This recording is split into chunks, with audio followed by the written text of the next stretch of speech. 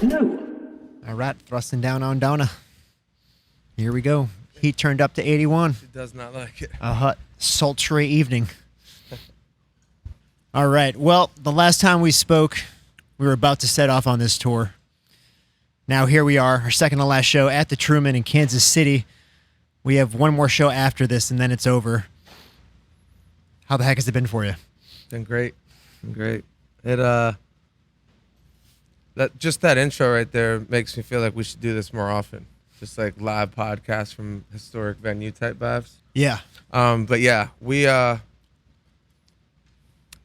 set sail across the entire country more or less. I feel like we've been just about everywhere and got to see everyone we haven't seen as far as the fans go, and just felt great to reconnect with the fans and in this new headspace and new I don't know, just the whole vibe being kind of elevated. It's been really enjoyable. Pretty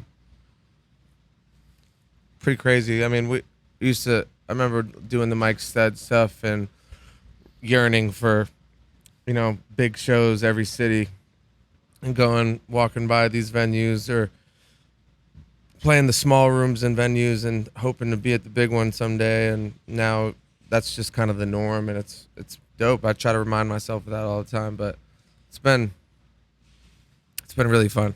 Yeah, no, it's specifically when we were in LA, like I know you wanted to sell a ton of tickets there, which we did. Yeah. But like I kept wanting to remind you, last time we were there, it was what, like 1,000-person venue, 950 or something? The El Rey. It was 800. Yeah. And like, we well over doubled. Yeah, we sold over 2,000 that night. Yeah, we well over doubled there, No, I mean, when I got on stage at LA, like that was that was a moment for me, because it's LA, on a Wednesday and in the city where, I went to kind of make a name for myself, or at least, I guess pretty much make my name for myself in that city, and spent so much time in the trenches there, like boots on ground, meeting people and working and took the long road, the long road to that night where, it just felt, it was crazy to feel that love and that level of, feel like we really leveled up when I got on stage. And it was, there's certain nights where I get like a little emotional when I go on stage. Providence was probably one too, right? Providence was your hometown crowd. Yeah, the Boston nights, Dallas, Nashville was a very emotional, because it was just like night one, and it's a handful of times where I think it's when I'm centered and I really, kind of, my goal for this round of shows and doing this was just to be as present as I can, and I feel like I've done that. Mm-hmm. I mean, 2 shows left. I haven't been to one bar. I'm trying to check you on that. I don't think you have. I haven't. I know for a fact I haven't. This leg, you haven't been on one. This leg, first leg, the first night I did in Nashville. Just a couple times in the first and then leg, the last night in Dallas, I got paid like a crazy amount. I couldn't say no, but I hated being there. Your parents loved being there. They did.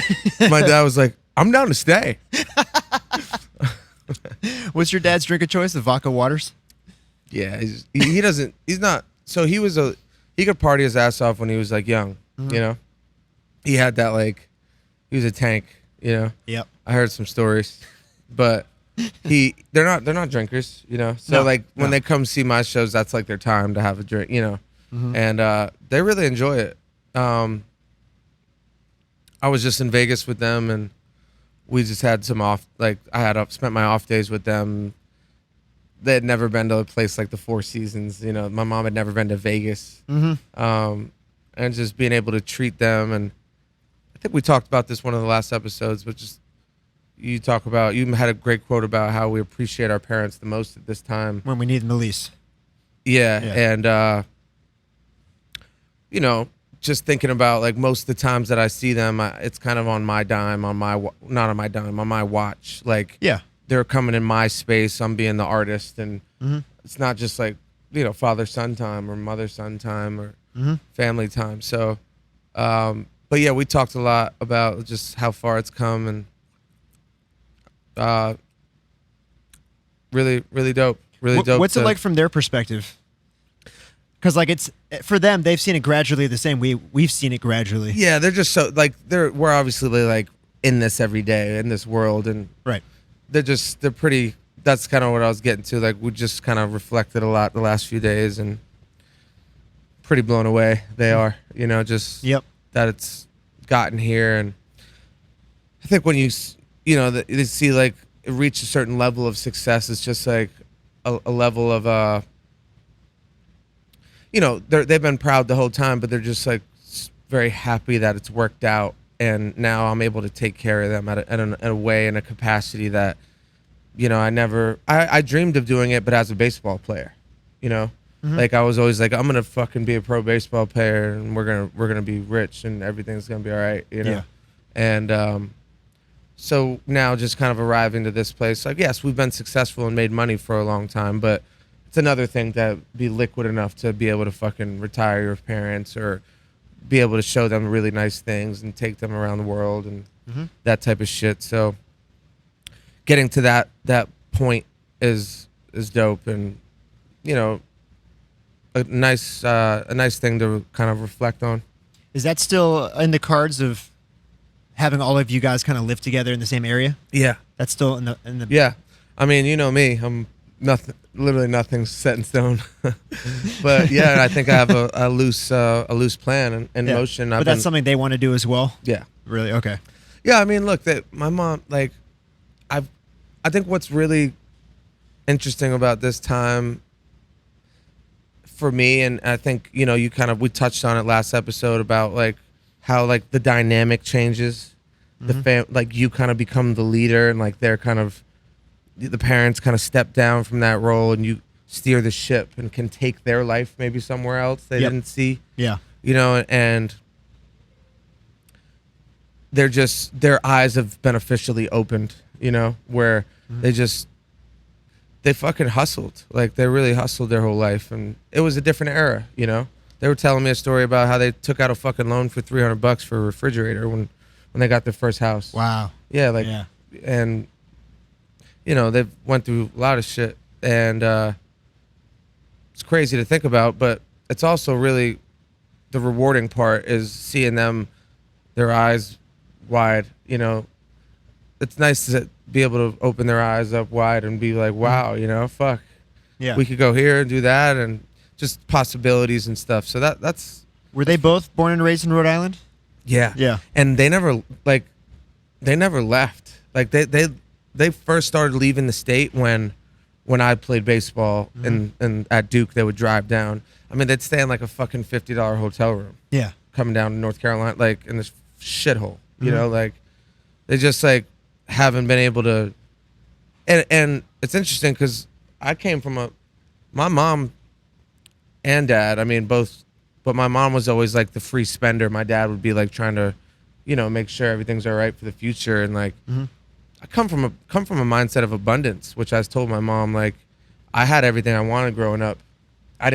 My perspective was a lot different, but anything I wanted, I had from my parents, which is, it's crazy now as an adult looking at the finances and understanding like how generous they were to me, given the ceiling being pretty low on what they could actually spend and shit, so I think that says a lot about parenting. And I don't know, I've always operated from a place of there's plenty for me to go get, there's enough in the world for me to go get, and learning about mindsets of abundance and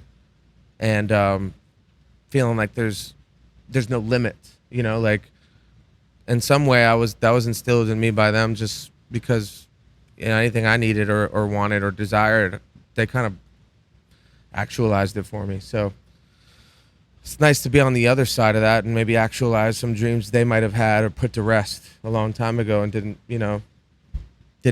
need it. They never were like, oh, I need to do this or that. But like to be able to, kind of supply that for them, that's a huge goal. So getting them out of Rhode Island is a as plan. Gary Vee would say, they got so much fucking time, bro. You got so much fucking time, man. They got so much fucking time. And if anything, it puts our last 2 years in perspective too. Yep. And really makes you appreciate them. Because like, who gets to live in 8 cities in the span of 2 years? Yeah. Talk about eye opening. I mean, it's been an eye-opening time. And for like, me. you can make the argument like it's it's all in America. We haven't like gone overseas, whatever. But even fuck that. Like, there's so much to see in the United States. Yeah. Everywhere's so different. Everywhere. Really Every is, city's man. different, and it's really opened my eyes. And like, I've only ever really seen Boston, New York, and LA. Like those are the places I've lived, and Right. like major cities on the coast. I didn't really experience the rest, other than going on tour. But you don't really experience it on tour. Especially in the past, we were in such a bubble. Like We were wasted, and we had to leave the next day. We weren't drunk, hungover, drunk, hungover. repeat. But yeah, we never really got to experience it like living somewhere for like 5 weeks at a time or 2 months at a time. Yeah. Doing that in almost 10 places. I would never ever. I wouldn't trade the last few years for anything. Yeah, and I got a little emotional kind of watching that when the highs has been a year, which is already crazy on its own. I can't believe it's been a year.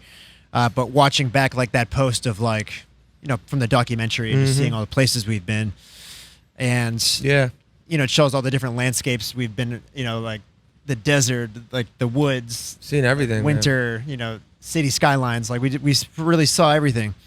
And man, I look back and I like really appreciate it. And I appreciated it when it was happening too. But I think to like look back, It's one thing when you're in it, you're just trying to manage it, and it's a challenge. it is a challenge. Like it's not that easy to get up and move every couple months. it's not. A lot of logistics, and it's a lot of getting your daily routine back in order. But it's kind of like, I don't know. It's there's a you feel displaced, and you talk about like why people get in the cold bath every day, or like why you work out really hard. It's good to be uncomfortable. struggle and be uncomfortable, and like that's where the growth happens. Yeah. Like when you really stress your muscles, and then when they recover, like there's a chance for them to grow at a higher capacity. Yeah. Like same thing with your mind, your heart, your soul. Like it's pretty like a lot of people have come up to me and been like, man, I wish I really like I'm inspired by the moves you guys made and like how you guys did it and you just jumped into the fucking unknown, Yeah. And that's probably one of the things I'm most proud of about it, because now just knowing how fruitful it's been, like it's been so fruitful so many ways, as a person, as a musician, as a creator, and just as a human being. Like I don't know, I will never not be a component of traveling and unearthing from your roots and just fucking going and jumping around and testing waters. Everyone needs it at some point. It's fucking startling, and it's tough, and you might regret it in the beginning, but it's really fucking nice. It's really, really, really hard to put into words. There's no limit to what can happen when you do that. Now, it's a risk, and you could say, hey, I missed it. I can't leave my job or whatever, and I understand that. Like I get it. And I had those same feelings to fight. I didn't think I could leave LA. This is where I was supposed to be, I actually have it in my most popular song. I can't leave LA. Like, like. But that was when you just moved there. Yeah. And it's You wrote that interesting the- to say. you wrote that it's the year you interesting moved to there. see that I wrote that in 2015 Yeah. because I already kind of had a feeling like I need to explain why I can't leave. And you might ask, now as I look at it, maybe I already felt like that wasn't the place to be, but I had to be, Right. But yeah, man, it's been a really rewarding time. And the tour now not being hungover every day, and I feel like it's the same. It's kind of in the same category for me, like going all these places again, refreshing my perspective on how the rest of the world lives, seeing all these people in their cities and in their elements. It's nice, man. I said it a long time ago. It's like collecting coins, collecting experience coins. Yep. And just like, oh, I've been there, I've done that, I've seen that, and it makes you who you are. You know what I mean? Yeah. You keep Yeah. it. From my experience, like I think the moving around and stuff, like I definitely hit a breaking point because it's been a lot of it. But I know that when I get grounded again, which is going to be soon, like I'm going to be unstoppable. And I wouldn't have been able to if I got too comfortable and stayed in one place for too long. Right. Because I kind of felt that happening in LA, where I was like, we were grounded in one place for so long, and it was just getting, especially during COVID. I mean, you couldn't leave your fucking house. Yeah. So like I felt the exact same way, but I just know like when I'm grounded again, it's going to be game over. It's a great point. Like I can already feel it happening, and it's Great like, point. Yeah. Yep. And you're right. Like I recommend it to anyone. Totally. If you got that itch, go for it. 1,000,000%. Yeah. So you recently, the other day, you got tattoos on stage. How many? Yeah. How many did you get? 2 or 3? Got a few. I haven't been treating them great, so who knows One how they're gonna end up. One thing I'm so annoyed by this, and I get so many messages of like people asking if they have if we have stencils of your I know. logos and tattoos. I know. We might just have to make them. Just I think we've done them before. yeah, But we could do it again. yeah, like Yeah, this is kind of my like. I don't know if I'll get any more. Maybe. yep. I'm not sure, but kind of had this whole thing. This is like kind of like a diary. You know, like this is my life story on my skin. Mm-hmm. You know, that's how I look at it. Yeah. And I have this. Essentially, it's like a female. You know, Mother Nature. It's also like modeled. The picture is modeled after someone really important to me. Yep. But instead of her hair, it's plants coming out of her head. And then above that, I used the bottom of the Keep Going necklace. Mm-hmm. And it's like the bottom of the 3 circles. And it looks like a cloud. Clouds, yeah. So like one cloud's the blue, one cloud's red, one cloud's black. And there's 3 raindrops coming into the top of the head, which is basically saying like everything, the highs, the lows, in betweens is all happening for you if you open your mind to it. And you allow it to be material for you to growth material for you, no matter what category you put it in, whether it's the in-betweens, even like the mundanes, getting up and going to fucking work out when you don't want to. That's an in-between, but there's so much growth there. The really bad times, there's so much growth opportunity there. The really good times, you open your eyes and you be present. There's so much to gain from it, like we just talked about. Yeah. It's kind of what I'm saying here. And then I have my own version of the yin and yang, because I love yin and yang. I live by it, but it's kind of like a taboo. Everyone has that tattoo. I know. But this is like kind of a yin and yang / and we could take pictures and show it so they're listening. Yeah, but, absolutely. It's kind of a yin and yang / like progress tattoo. It's talking about like essentially this whole thing. And then I have imagine up here, really faintly written. This is just like how I view life. And like I see also on this arm is the day I had the surgery, which I thought was the worst day of my life. Turned out to be the best day. What is it, the date? The date. Yeah. Yeah.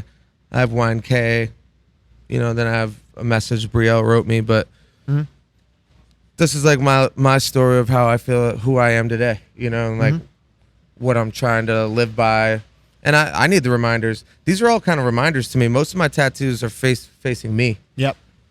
So, I have not one tattoo on the back of my body, really. Maybe a few. I have like a few little ones, but it's all so I could see them and be reminded. And yeah, right. And then I got my first rodeo under my knee.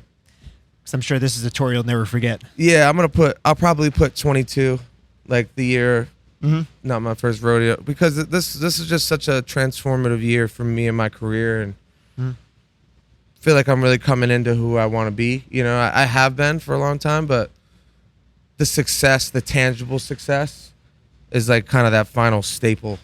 Like I did a lot of the inner work. Now externally it's reflecting and like in my life, So Not My First Rodeo kind of stands for that. Like it's exactly my story, like I'm not new by any means to this. I've been doing this for so long. Yeah. But we kind of reinvented ourselves here, and I'm going to laugh when you're nominated for Best New Artist. I've been doing it I'll be like 45. I've been doing this for 25 years. Thank you, guys. Best New Artist. Best New Artist. Yeah. Oh, my God. Who knows, man? Well, hey, speaking of the past, we can bleep his name out because, we don't have to say it. But guess who followed me on Instagram the other day? Who? Murder Murphy.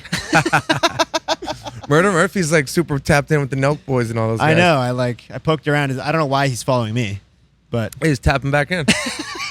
Shout out Murder Murph. Are we gonna get him back in the circle or what? Hey, it'd be nice to go get dinner with him and reflect. Cause like, dude, I was like a different human being. I don't even remember how I was then. Like he found me and brought me to Austin Rosen, who became my manager, who's like a big dog. Right. So it's all meant to be, obviously. Now I'm like disconnected from all of it, but like it was very beneficial at that time. I don't know if Austin Rosen, Murder Murphy, like every single thing I'm actually gonna share this because I just told my mom about psychedelics. They're gonna watch this documentary on it. But like, do you remember is Mary gonna take the psychedelics? Yeah, probably. Do you remember when we went to Joshua Tree and obviously you became a jellyfish? I was a jellyfish the whole time. Do you remember? Do you remember when we, like, because there's a whole theory about the field of consciousness, and if everyone you're with is doing something with the same intention, psychedelics, meditating, going to a higher frequency, you can like, when I went to this meditation retreat in Iowa, that's like the theory is like there's thousands of people meditating at once. Like the field of consciousness is high. Gotcha. So what is it, like a frequency among everyone? Yeah. Like, I'm gonna butcher if I try to articulate the whole thing, but that's the idea. Okay. But when we went to Joshua Tree, think about it. We all went with the same intention. We all were in that. Our field of consciousness was high. We were in a spiritual place. And do you remember when we talked about, we were all looking up at the stars, and I was like, do you guys see that grid? We feel like it's like a grid, yeah.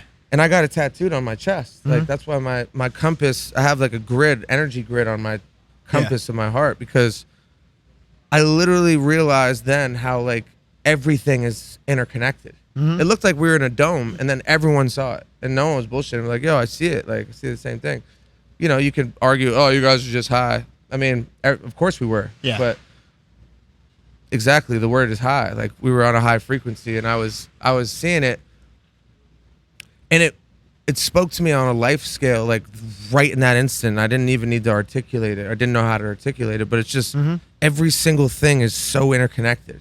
Like every star was connected. Everything was connected as I was laying there.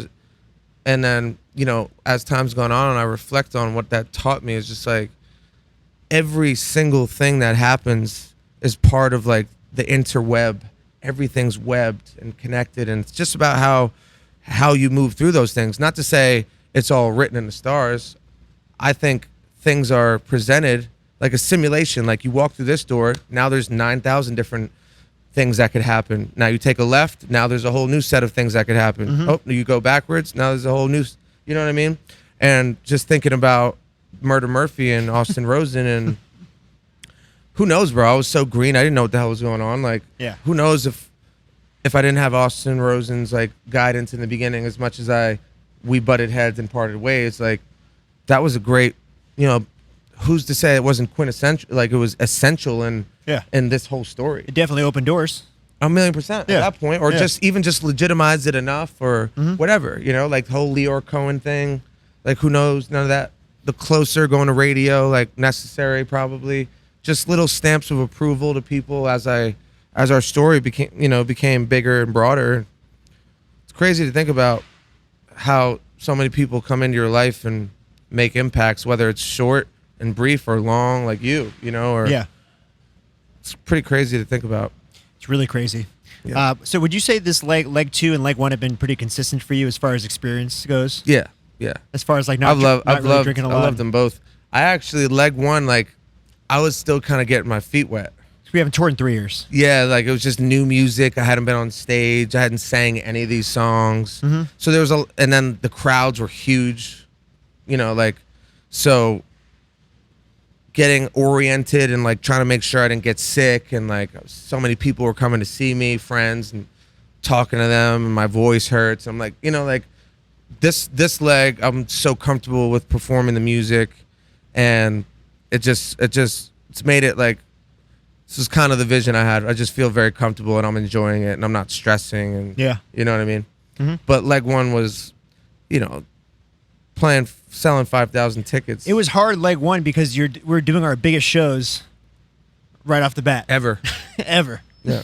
And like, for me anyways, but I'm sure definitely for you, it's like, it's hard to hit a groove. Yeah, I mean, and then couple shows we got like double the amount of employees, double the amount of moving parts, double the amount of production going into this show. And then as you add more moving pieces, there's more pieces that can be fucked up, you know? So right. Performance wise though, like, do you think that you consistently performed, like, your vibe on stage has been the same, leg 1, leg 2? Yeah, I mean, the only thing I would say is it's just like, vocally, I just feel so comfortable singing these songs, you know what I mean? But from repetition. I feel like I crushed all the shows. You know what I mean? Like I'm never like I fucking crushed it. I'm the shit. no, but you know what I mean? Like I never get off stage and be like, that was lame, or like I fucked that up. Yeah. Like we got such great fans. Shit was lit. Like, Well, regardless of the songs being for the first time, you've done over 500 shows. yeah. So like you hit your 10,000 hours a long time ago. Yeah. And like I just remember at the LA show, Phantom came and I went out to the crowd to say what's up to Phantom, and like he's about to do a bunch of big shows himself. He's never performed really ever in his entire life. And I was like, look up there tonight and just see someone who's done it 500 times and take some fucking notes. Mm-hmm. As far as interacting with the crowd, like the relationship between you and the crowd is like something you've perfected like over a long period of time. And it's hard. It's not easy. Yeah. I can say for whatever, I mean, I just going back to like if things are written in the stars already and whatever, like I was a lot more nervous before going out and pitching. You know, like, and I thought I was supposed to be a baseball player my whole life, but I would be nervous going out there. Granted, I was going out with like fucking games. I was a closer, so like that was part of it. You go into like high pressure situations. I think it's normal to feel nervous, but even when I had no songs and really small fan base, I never found it hard to get on stage and connect with people. Yeah, let's go back. One of the oldest shows I can remember, probably one of the first ones I filmed. You're opening for White Panda. You weren't even direct support. You were opening for. You had about 3 songs. I literally thought I was Michael Jackson too. You had about 3 songs out at the time, and Blue was probably your tour manager. Marcus was there. I look back at the footage, and Marcus was there. I think Marcus been there the whole time. I think it was in Jersey or something like that. No, Toad's Place. Toad's Place, yeah. Connecticut. And they asked you to come out for an encore, and you didn't have anything, so you just played College Humor again. Yep.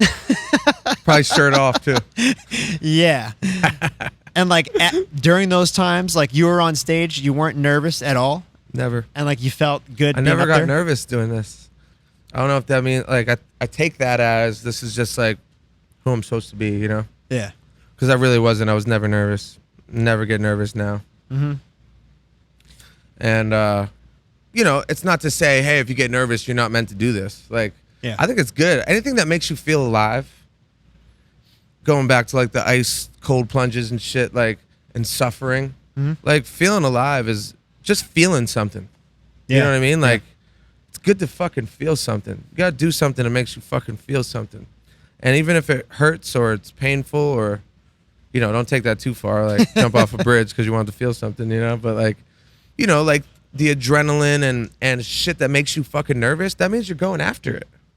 You know what I mean? Like, if you went through your whole life and you fucking avoided ever feeling nervous or scared, you're gonna regret it when you're old. You know? Like, you're really gonna regret it. Yeah. So, you know, take that as you want. But, you know, for whatever reason, for me, it never made me. I feel fucking super alive on stage. I just never was like, oh, fuck, can I do this? Like.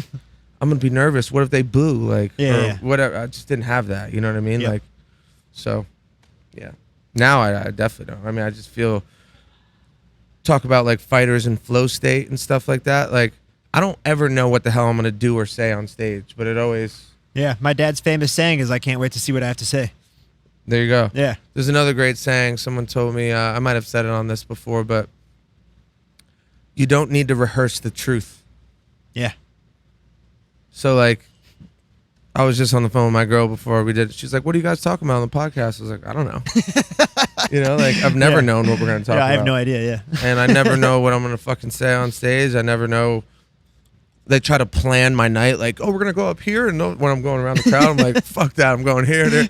And it's right on the spot, you know? Like, sure, security loves that. they hate me. Think about every music video we've ever done. Now, music video, we've had our own take of things. We've always been run and gun, but like, I'd literally show up to the place and be like, yo, and I drive you crazy all the time. Like, no, in the beginning it did. Like, yo, grab this. We're going to use this fucking mannequin over here and fucking, like, you know what I mean? And just like, usually the best parts of the video were waiting right there for me. Like, the universe was putting it there. And I just, one of my best traits, I think, as a creative is just like, on the fly when the fucking camera's on, like, what are we gonna do? You know? Yeah, flow state. I mean, the greatest example of that is when we did the Wind video. Remember that? Yeah. And there was just like this crazy chair sitting. Yeah. Like That's just like what I did. Out in the parking lot, and it had like horns on it and stuff. Yeah, it was like the centerpiece of the Yeah, and video. you're like, what the hell's that? I'm like, I don't know. And then like That's how my brain works. Yeah. Always. We asked some guy, we're like, hey, can we rent this chair? And they're like, all right. Yeah. And then we use that chair as the focal point of the whole video. Yeah. Yeah. Like you'd get there and be like, all right, how are we going to capture this? We're already running and gunning. Your brain's thinking on a logistics level of just getting it captured. Yeah. Getting a video done and doing it, the best of our ability. And I'd get there and be like, what the hell can I concoct here to like make take this another level, you know? Yeah. I think that's awesome. Yeah. Since the dawn of time, men have always loved to chug beer. In the old times of Bavaria, the men of Germany would spend their Oktoberfest drinking out of a festive beer stein. In the 1980s, fraternity brothers all over America spent their Greek week pounding beer out of a funnel. And for the last 4 decades, the world went silent.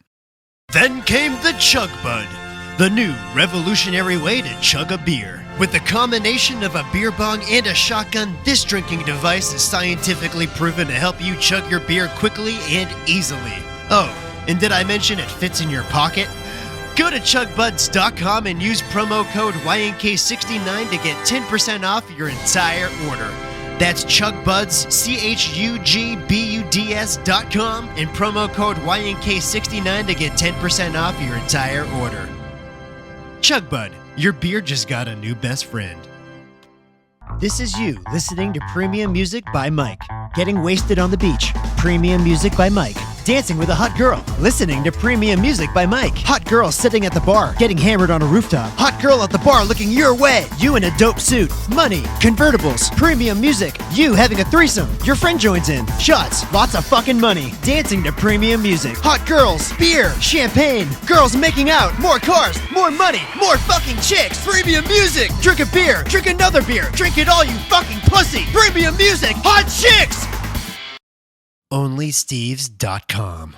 For whatever reason, part of my programming growing up as a guy, it's just like, that's what makes you a man. Like, if the guy in the neighborhood who fucked all the got with all the cutest girls and hit the home runs, that was the guy I wanted to be. Chicks dig the long guy, ball. That was the guy everyone wanted to be, at least where we grew up, in the era I grew up. So, to have it in your face and say, oh, you could fuck her, and you could do this and be the party all-star every night at the bar, everyone's celebrating. Like, I relished in that for a bit, but fairly, I wouldn't say super early in the process, earlier than you, earlier than the rest of the group. Like, I started to feel a shift where that was no longer, who was that fulfilling? That was fulfilling my ego that as a child. Like, what did I want to be when I grew up? I wanted to be the guy hitting home runs and fucking the pretty girls, and I realized that I'm fulfilling a childhood version of myself that, if I'm taking inventory of myself, I don't feel that way anymore, Yeah. And that was before I had a girlfriend. Now, when you meet somebody who changes everything for you like you did so quickly, it happened to me too. Like, where I just want to stay away from. It's also a little different. Like, I get fucking harassed at bars now at this point a little bit more than in the past. But, I would have never thought I'd be this way. I didn't see a change this happening this quick for me, but it's a beautiful thing, and it's also like, isn't it so nice to like, I know you have other things going on in your life and shit happens in life, but like, it is nice to be a new version of yourself in a situation, like seeing, what's it called? It's Vujade, the opposite of deja vu, where it's like you're in the same spot, but you're seeing it totally different. You know what I mean? Yeah. And that's what this is for me, and I think you're experiencing it. Again, life happens and things take you out of it, but like, to be somewhere where you've been here before, but see it totally different, experience it totally different. Yeah. That's a dope thing. Yeah, no, I wanted to touch on that, and we don't have to get too much into it, but like the first half of this leg, I experienced it like exactly like you, and like I felt great. I was going to the gym every day, like I was feeling really good. And then, some things happen in my life where, like you said, life takes you. Yeah, like you said, life happens, and like, got a little depressed over some things where the road can be really lonely. Especially when you're living it that way, because you have a lot of alone time. Yep. And when you're forced to sit in a room by yourself and you're dealing with a lot of stuff, tour can be like a really lonely place. That's why meditation and shit is so scary for people. Because you're really just coming face to face with everything you're dealing with. Yeah. There's no distractions. I'm not at the bar getting wasted, and I'm not. That's what You know. most of us, you know, and I'm guilty of it too. Like, what has society kind of taught you or programmed you to do? Like, oh, you got a lot in your mind? Go to fucking drink. You know, like. Yeah, well, Where- especially guys too. You know, Yeah, guys are meant. There's like, all different types of versions of in society, distractions. like guys are supposed to be hard. They're not supposed to be talking about their feelings. You know, Yeah. like, they're supposed to just fucking like hold it in or get over it or Yep. don't be a pussy. You know, like that type of stuff. Right. So Yeah, I mean, I think truly like being your highest self is facing whatever comes to you, and yeah, the quicker you face it, the quicker it's over. that's exactly what I've been trying to do. And yeah. and reflecting on it, and you can like wrap your head around it Yeah. versus a bunch of distracted, fragmented thoughts. And like, Yeah. you got a distraction here, cool. Phone here. Oh, I'm gonna watch that show. Oh, I'm gonna call that girl. She's gonna give me a fucking massage and a blowjob, and I'll be fine. Tomorrow, I'll figure something else out. Yeah. And that's just, you're never truly even addressing the issue at hand. You know what I mean? And Yeah. And I didn't want to do it that way. And like I totally agree with you. The more you face it, the quicker you do kind of reconcile with it. yeah, you can and it doesn't mean it goes away. It doesn't mean it's fixed, but you could fix your outlook on it. 1,000,000%. And you can fucking be like, all right, well, shit, I got to change my approach. Like, maybe it wakes you up out of a shittier perspective that you were in. Like, you start cherishing the time you have left with somebody, or you start, you know, anything that can happen. There's so many shifts that can happen. Was there ever a time where you had to deal with that, like any form of depression where you had to like face it? Yeah, I mean, I would say like, and the earliest one I can think of is when baseball, my arm shit the bed. I can only imagine. Yeah. I mean, That's life altering. and I wasn't who I am now, you know, so yeah. I didn't really address it, but I can say I did stay very optimistic through it, which is why I think all right, let's put it this way. Well, you made a pivot. You made a pretty proactive pivot. Right. If do you think I would have became a rapper called Mike Stud, who raps about like college and fun, and if I was in a bad mood from hurting my elbow, No. and feeling like, wow, I worked my whole life for this. I was about to be probably a first or second rounder. Yep. My whole dream, my whole life, rug pulled out from under me right before I got to the finish line. Yep. And getting drafted isn't the finish line, but in my head it was at that Right, time. for sure. Just to be, oh, yo, fuck you guys. I came from Rhode Island. Yep. I did everything I wanted to do. You know what I mean? And, you know, getting that rug pulled, that was the first time I ever, like, I didn't want to get out of bed for a while. And then my friends would, How long was that period? it's a little hard to say. It was 10 years ago, but like, Yeah. But like, was it days? Was it weeks? Was it months? it was weeks. And then, yeah. but I was really good. I had to get up because I had practice. I had physical therapy. I had class. So I had to get up, and I was good at being like, all right, you know what I mean? Let's put a smile on for everybody, you know? That was the first time. And then, you know, we've talked about it, where we were in LA and I was going through a breakup, or not even a breakup at that time. It was just like relationship issues. Yeah. And then I started to look at myself and just be like, I'm not really developing the way I want to develop. You know what I mean? Like, I had a lot going on that was positive in my life, and I wasn't appreciative of any of it. Yeah. And I didn't like the way I was developing. I was lazy and expecting everyone to do everything for me, and not showing gratitude for all the blessings that I did have. I mean, Yeah. that was what sent me on a spiritual journey, you know, like that I'm on now, you know? Right. And then having a long distance relationship with so many moving factors I can't even fucking speak on. Crazy. And being in this world where she's in another world, and it's just so much shit's happened. There's been times where I was like, what the fuck am I doing? You know what I mean? And like times where I want to just go fucking bang my head against the wall and drink 8,000 beers. You know what I mean? Yeah. But when you wake up the next day and you don't do that, Yep. that's when you start to really feel good about yourself.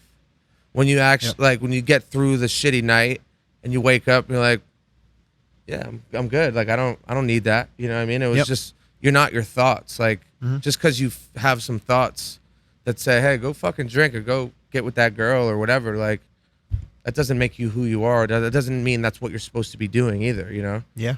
And these are all these are all realizations that happen when we talk about just facing stuff head on. You know, if you give yourself a chance to face things head on and sit with them and walk towards discomfort and pain and shit, I think a lot of the best opportunities for changing yourself for the better are there, you know, behind those doors. Yeah. And when you do that, time really is your biggest healer. It is. When you put in the work, eventually it's going to get better. Yeah. You will not feel that way forever. There's so much time I yearned around that time in LA that I mentioned where I wasn't appreciative. I was yearning for shit coming from a place of fear. Am I not going to get it? Am I not going to make it? Like, am I done? Was it just a college era thing? Like, yep. Fuck that shit. You know what I mean? Like, coming from a place of, again, like abundance and feeling like you can do anything is just such an important factor to this. Like, I used to yearn for this shit. Now I have it and it feels regular because I fucking spent the time. You know what I mean? Yep. Like, there was so much time spent. 10 years, you know? So now when I have this and I have this life that I dreamed, like, this feels right. This feels right. It doesn't feel like people ask me, like, yo, how does it feel? Like, shit's going up crazy. To me, it doesn't even feel like that. It's just like, yeah, what the hell? We did this for 10 years. Right. Fucking, of course it is. You know what I mean? Like, and I know it's not a given. Like, people could try hard for something and they don't get to these levels, you know? So with that being said, it's just like, if you expect great things for yourself and you never give up on them, it's a good chance you're gonna get to where you want to get. And it might look different than you envisioned. Yeah. But, you know, that's what this is all about. 100%. 100%. Yeah, if there's anything I've learned in the last 2 weeks, it's that, I mean, I don't think I've ever been depressed before, you know? Yeah. And you're a very, like, even keel, happy guy. And I've been sad before, and I think there's a difference between being sad and being depressed. You know, like, I'm sad when I watch Marley and Me. Yeah. That fucking dog dies at the end. I cry because I'm sad. Right. But depression is kind of a thing where, like, it's not momentary. It's baseline. It literally, like, it just becomes a part of you. Yeah. You know, it becomes a part of you and your identity. And if you don't face it head forward, then if you're not careful, it you stays don't there. address it. It legitimately stays there forever if you don't deal with there, it. Yeah. Yeah. It's good that you. Fader's giving us a timestamp. It's good that you go. I mean, bro, it's one thing. Like I said, it is amazing to always be. You were like, sometimes I'd be like, Kilmer is. But I never. Kilmer human? I never had anything to be upset about. Exactly. You know what I mean? Like, I was just gonna say I never that. suffered any tragic losses. I mean, Just gonna granted, say that. my grandmother passed, but like, and that was sad. But like, I never suffered a lot of tragic losses. My life has been very good to me. Great parents, great family, great friends, and anything. And if I got inconvenienced or something bad happened to me in my life, I just remind myself of that. Yeah. Good. Good Just to gonna go. say, like, I'd be sad for 5 minutes and that'd I be think good. you weren't human sometimes because you always just like show Kilmer a fucking funny thing on the internet. He'll hysterically laugh for 10 minutes in his fucking room alone. Like, yeah. And I'm just like, sometimes I'd be like, oh, I wish I could laugh like that, like Kilmer laughs. Yeah. Like, you know, like, everyone's different. Now, that's a great thing, but what you just said is completely accurate. Yeah. And then another thing, now you'll have a greater compassion for everyone. Because once you go through the trenches, you're like, you know how it feels. Yeah. You're like, you don't judge anyone else if they're fucking really wearing it. Because you don't know what the hell they're going through. I never had that perspective. Yeah, now you gain that perspective and you become a better version of yourself. Yeah, and don't get me wrong. Like, it's not like I'm saying I faced it and I dealt with it, but I struggled along the way too. Like, I'm not gonna say I didn't. I'm not gonna say I didn't drink some nights so I could just forget about stuff, you know? Because like some nights I'd drink and I'd float through the night and I'd feel way better, and then like you said, you wake up tomorrow, you feel like a piece of shit, and you haven't progressed at all as a human being. Right. And that's part of it. Yeah. No one, like, when hard shit happens, I don't think anyone's like, this is my opportunity to rise. No, but you know what I mean? Like, it's gonna be you're gonna be in the trenches about it. You're gonna be. No, but like you said it perfectly one day. You said, like, you have to deal with things. There's a good boy out here. I don't know if you see him. All right, and that's all we have for today. I gotta go pet him. No. Hey, you're talking about your life, your growth. Let's go. Fuck you. Let's go pet the dog. No, you said it perfectly the other day before we end. Like, you said, sometimes people just have to deal with things the way they need to deal with them. You know what I mean? Right. And like, I've been trying to do that, but it's. Everyone deals with shit the way they got to, you know? And again, I don't know, this whole we talked about the tattoos. That's exactly what I'm saying on my arm. Like, Yep. This is what I'm saying when we have these conversations, what I'm saying in the music. Like, that's what the lows is really about. Like, hey, bro, relish in this. Walk towards it. This is going to become a part of you that makes you better. Mm-hmm. And also, it does make it end quicker. So, Yep. yeah, I mean, it's fucking... I was talking to my girl about this, who's had a very different life, and she's going through some shit. She's had some accidents and some bad things happen and shit since I've known her. And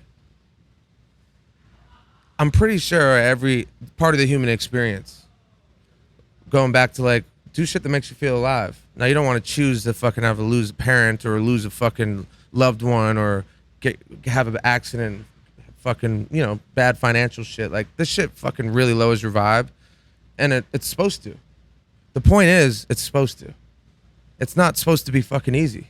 You know what I mean? Why do we think it's supposed to be easy?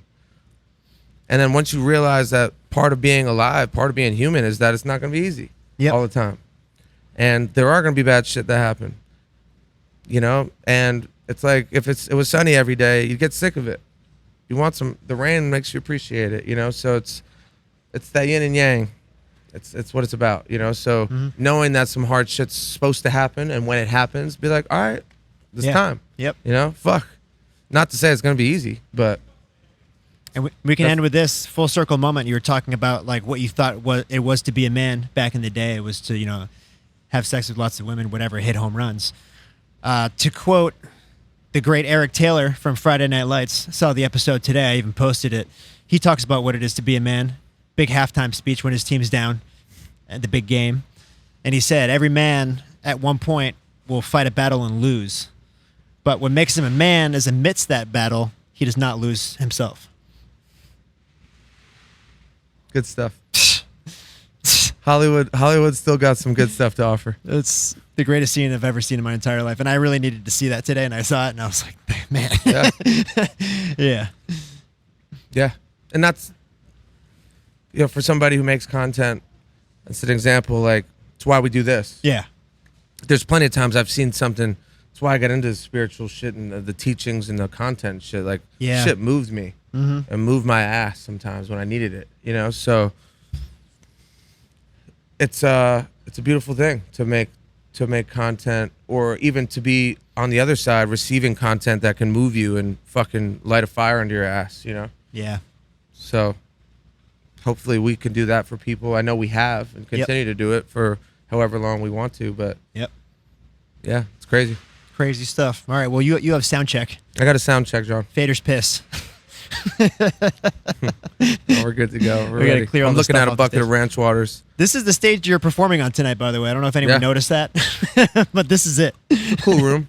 Yeah. It's gonna be cool. The Truman. All Gonna right. be fucking mayhem in here tonight. Let's finish this tour off on a good note. Yeah. Yeah. Cheers, buddy. Cheers. All right.